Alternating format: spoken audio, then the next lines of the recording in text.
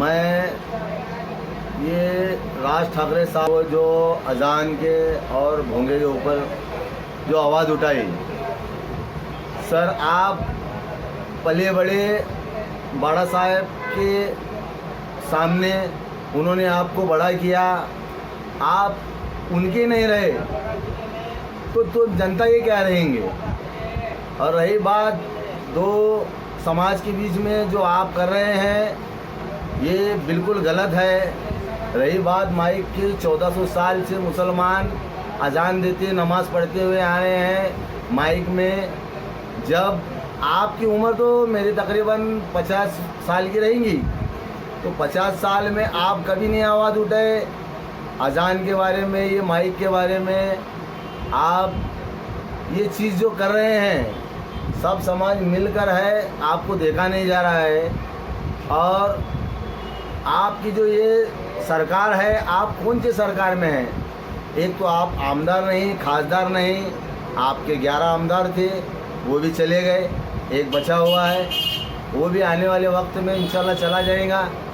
आप बाड़ा साहब के हर चीज़ में आप थे, बाड़ा साहब आपको लेकर चले गए, एक साल आप उनके नहीं रहे तो पब्लिक के क्या होंगे आप। आपसे मेरी यही विनती है कि आप अपने तरफ चुप बैठे।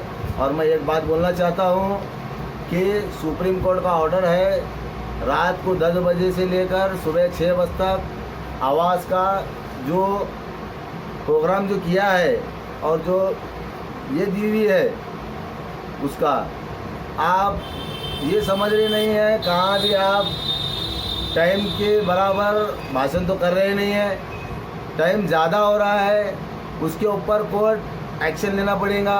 और दो निर्माण समाज में जो आप झगड़ा फसाद लगाने की जो कोशिश कर रहे हैं ये आप गलत कर रहे हैं, ऐसा ना करें। बाड़ा साहब ठाकरे के विचारों पर चले, आप जैसा बाड़ा साहब थे वो विचारों पर चले। आप भगवी शाल पहनने से बाड़ा साहब नहीं बन सकते, क्यों? उनके विचार कुछ और थे। मैं उदय ठाकरे साहब से यही बात करना चाहता हूँ कि इनके ऊपर कार्रवाई करना ये ज़रूरी है। क्यों? देखो ये ना कोई पक्ष में है, ना कोई आमदार है, ना कोई खासदार है, एक आम नागरिक की तरह है। अगर आप कुछ भोंगे लगाना है तो आप अपनी फैमिली लेकर रोड पर उतरिए, रोड पर उतरकर माइक लगाइए। तुम लोगों को क्यों काम पर लगा रहे हैं? दो समाज मिलजुल के रह रहे, आपको देखा नहीं जा रहा, ये मत कीजिए। हम कोर्ट से और हमारे उदय ठाकरे साहब से ये बोलना चाहते हैं इसके ऊपर एक्शन ले।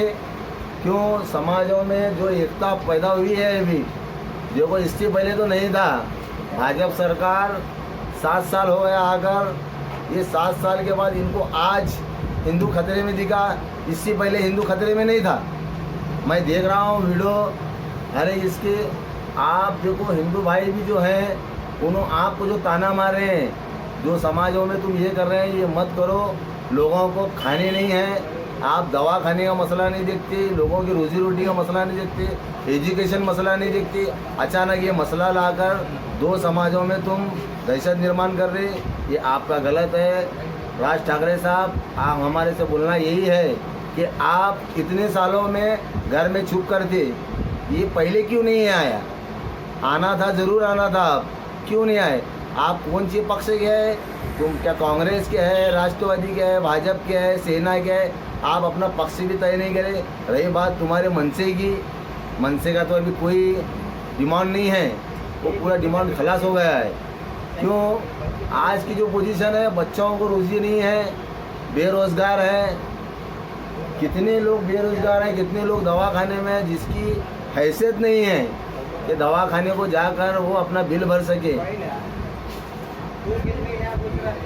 तो ऐसे चीज़ में मैं राज ठाकरे साहब से यही कहना चाहता हूँ, ये जो चीज़ तुमने पूरे देश में जो लगाने की जो कोशिश की हुई है, मैं इतना जो बोलना चाहता हूँ, देखो गरीब का नुकसान होता है इसके अंदर, गरीब बेरोज़गार जो परेशान होता है। आप दो भाईचारे में जो वाद लाना चाहते हैं ये मत लाइए। मैं इतना कहता हूँ, राज ठाकरे साहब, आप जो चीज़ कर रहे हैं बिल्कुल गलत है, ये मत कीजिए। आपसे हाथ जोड़कर विनती है कि ये चीज़ों जो करने से गरीब लाचार जो है वो गरीब भूखा मर जाता, ये मत कीजिए। इतना बोलता हूँ, मैं अपनी जगह लेता हूँ। जय हिंद, जय महाराष्ट्र।